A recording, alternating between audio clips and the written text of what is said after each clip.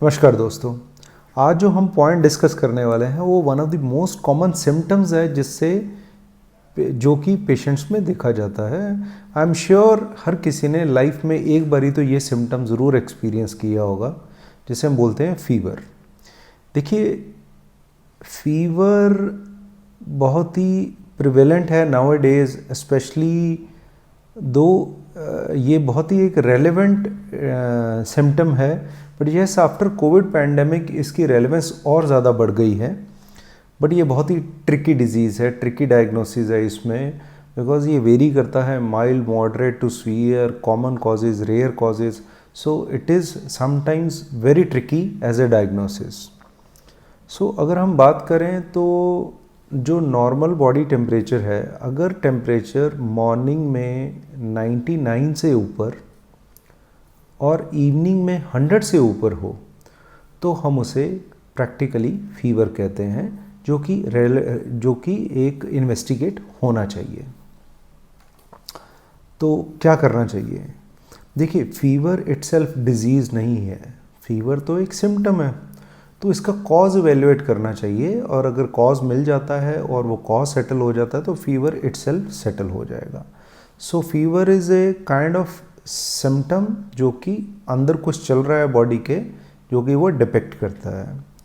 सो causes में बात करें तो देखिए, कॉमन कॉजेज़ हो सकते हैं, मोस्ट कॉमन होते हैं इन्फेक्टिव कॉजेज़, जैसे कि वायरल हो गया, बैक्टीरियल हो गया, पैरासिटिक हो गया, फंगल हो गया, ट्यूबरकुलोसिस हो गया, मलेरिया हो गया, टाइफाइड हो गया, ये कॉमन कॉजेज़ में, डेंगू हो गया, ये कॉमन कॉजेज़ में आ जाते हैं। रेयर कॉजेज़ में अगर हम बात करें तो कुछ एक ऑटोइम्यून कंडीशंस हैं, रूमेटॉइड आर्थराइटिस, एसएलई, ऐसी वाली कंडीशंस, कुछ एक कैंसर्स हैं, ये सब फीवर करते हैं। ये relatively rare causes of fever में आते हैं। बट इस क्लिप में मैं बेसिकली डिस्कस करूंगा जो एक जनरल एक्यूट फीवर के कॉजेज़ होते हैं, टू कीप द सिंप्लिसिटी। एक extended video will follow soon जिसमें मैं A to Z about fever discuss करूंगा। सो कॉमन कॉजेज़ की बात करते हुए, देखिए कॉमन कॉजेज़ में एक तो जैसे सोर थ्रोट हो गया, हम जिसे जनरल वायरल या इन्फ्लुएंजा टाइप इलनेस बोल देते हैं। कुछ एक बैक्टीरियल इन्फेक्शन हो गए, जैसे कि यूरिन इन्फेक्शन, UTI, या स्टमक इन्फेक्शन जिसे हम फूड पॉइजनिंग बोल देते हैं, वो हो सकता है। टाइफाइड हो सकता है। अदर कॉमन कॉजेज़ में मलेरिया, डेंगू हो सकता है। एंड नाउ डेज तो कोविड भी एक relatively common diagnosis of fever है। तो हम इसकी बात करते हैं कि पेशेंट्स को क्या क्या सिम्टम्स हो सकते हैं। देखिए, फीवर तो डेफिनेटली होगा, फीवर के साथ चिल्स हो सकते हैं, बॉडी एक हो सकती है, इजी फटीगेबिलिटी हो सकती है, एक्सेसिव स्वेटिंग हो सकती है, टायर्डनेस हो सकती है। ये तो जनरल एक कॉमन सिम्टम्स हो गए। बट यस, कई एसोसिएटेड सिम्टम्स ऐसे होते हैं जो कि हमें क्लू देते हैं towards a particular diagnosis. For example अगर हम बात करें तो अगर थ्रोट सिम्टम्स हैं, कफ एंड कोल्ड, तो हम हो सकता है कि वो थ्रोट इन्फेक्शन हो। लूज मोशंस हैं, नोजिया, वॉमिटिंग है, तो दैट फीवर्स की हो सकता है स्टमक इन्फेक्शन, फूड पॉइजनिंग हो। यूरिनरी सिम्टम्स हैं, वो फेवर करता है UTI को, etcetera. But living aside these common symptoms और एसोसिएटेड सिम्टम्स, कुछ एक रेड फ्लैग साइंस भी होते हैं, जैसे कि चेस्ट पेन होना, ब्रेथलेसनेस होना, फेंटिंग अटैक होना, सीजर होना, बहुत सीवियर हेडेक होना। ये these are red flag signs, इसको इग्नोर नहीं करना चाहिए, not even a single episode. So ideally it is advisable that आप नियर बाय हॉस्पिटल की इमरजेंसी इमीडिएटली विजिट करें without any delay. Because regarding investigations अगर बात करें, देखिए जनरली हर फीवर को ज़रूरी नहीं है कि इन्वेस्टिगेट करना होता है। बट यस, अगर बहुत हाई ग्रेड फीवर है और एसोसिएटेड सिम्टम्स बहुत ट्रबल कर रहे हैं, या फीवर 3-4 दिन से हाई ग्रेड ही चले जा रहा है, या ओवरऑल क्लिनिकली नहीं ठीक लग रहा है, तो डेफिनेटली उनका वर्कअप होना चाहिए। कॉमन अगर हम इन्वेस्टिगेशंस की बात करें तो जैसे CBC या हीमोग्राम हम उसे कहते हैं, वो कर लेना चाहिए। Liver function test, kidney function test, urine routine test, या स्पेसिफिक टाइफाइड, मलेरिया, डेंगू, ये कॉमनली किए जाते हैं टेस्ट। इसके साथ हम कई बार हेल्प ले लेते हैं एक्सरे अल्ट्रासाउंड की, अगर हमें और क्लू चाहिए होता है तो, अगर फीवर अभी नहीं सेटल हुआ तो।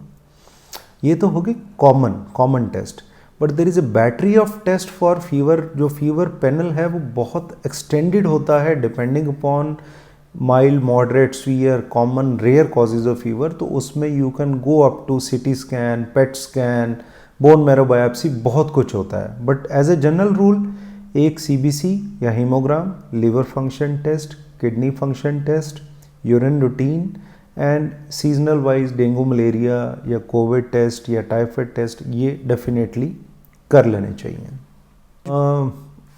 अब बात करते हैं मैनेजमेंट की। देखिए मैनेजमेंट क्या है कि मोस्टली फीवर सेटल्स, और इसमें दो चीज़ों का बहुत इंपॉर्टेंट रोल है। एक तो रेस्ट का, कि बहुत स्टर्नस फिजिकल एक्टिविटी नहीं करनी चाहिए। दूसरा टेम्परेचर की मॉनिटरिंग में भी ट्वाइस और thrice in a day definitely करनी चाहिए, ताकि हमें ट्रेंड ऑफ फीवर डेफिनेटली पता चले, जो कि हाईली एडवाइजेबल है। कई बार पेशेंट्स एंक्शियस या घबरा जाते हैं, जी मेडिसिन शुरू हुई, मेरा तो फीवर अभी तक सेटल ही नहीं हो रहा। देखिए body will take some time, body का इम्यूनिटी जो सिस्टम है उसको कुछ एक टाइम चाहिए सेटल होने को, तो ऐसे में घबराना हेल्प नहीं करता है। But yes, wait and watch policy रहना चाहिए और विजिलेंट रहना चाहिए कि कोई नी डेवलपमेंट इन सिम्टम्स तो नहीं है। But yes, it will take some time for it to settle. कुछ एक इजी होम रेमेडीज़ हैं जो कि जनरल किसी भी फीवर में हेल्प करती हैं, जैसे कि लाइट क्लोथ्स वियर करने चाहिए, बहुत टाइट नहीं, बहुत थिक क्लोथ्स नहीं पहनने चाहिए। आइडिया यही है कि जो बॉडी हीट जनरेट कर रही है वो डिसिपेट होनी चाहिए, वो ट्रैप नहीं होनी चाहिए, अदरवाइज फीवर तो कभी सेटल ही नहीं होएगा। दूसरा है कि टेपिड स्पॉन्जिंग, ये हाईली एडवाइजेबल है कि नॉर्मल रूम टेम्परेचर का वाटर आप पूरी बॉडी को यूज़ करके टेपिड स्पॉन्जिंग कर सकते हैं। बहुत ठंडा पानी लेने की ज़रूरत नहीं है, बिकॉज आपको बॉडी टेम्परेचर ऑलरेडी हाई है, तो रूम टेम्परेचर वाला पानी वो पहले ही रिलेटिवली कोल्डर टेम्परेचर पे है रिलेटिवली टू द बॉडी, तो बहुत कोल्ड वाटर लेने की ज़रूरत नहीं है, आप normal room temperature water use कर सकते हैं।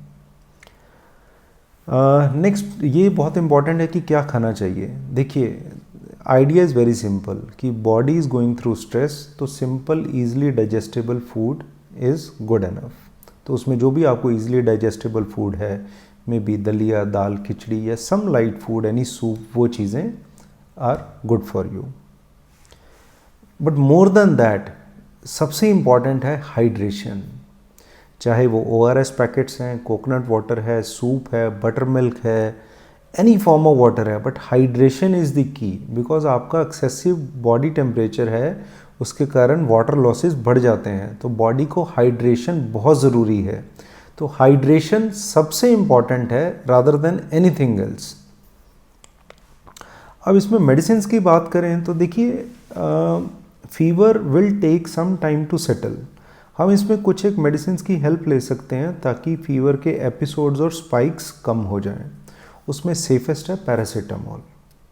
Paracetamol can be used in recommended doses, वो सेफेस्ट रहेगी इसमें। बाकी सब ABCD मेडिसिन जो भी यूज़ होती हैं वो जनरली विदाउट स्पेसिफिक इंडिकेशन या विदाउट कंसल्टेशन आइडली अवॉइड करनी चाहिए। नो डाउट वो हो सकता है टेम्परेचर लोअर बेटर करें, बट येस वो कोई इन्फेक्शन नहीं क्योर कर रही हैं, वो कोई टाइम टू रिकवरी नहीं शॉर्टन कर रही हैं, वो थोड़ा बहुत एक्स्ट्रा एंटी इन्फ्लेमेटरी एक्शन के कारण आपका टेम्परेचर डाउन ज़्यादा कर रही हैं। But yes, given A point, अगर हम एक मेडिसिन जिसकी सेफ्टी की बात करें तो paracetamol is the safest of all. ये एक फीवर एक बहुत ही कॉमन सिम्टम है जिसके बारे में आज हमने डिस्कशन की है। आई होप मैं कुछ एक क्लैरिटी दे पाया हूँ रिगार्डिंग कि हमें एज ए बेसलाइन क्या क्या चीज़ें हम कर सकते हैं और क्या चीज़ें हमें आइडली अवॉइड करनी है। सो मिलते हैं नेक्स्ट क्लिप में।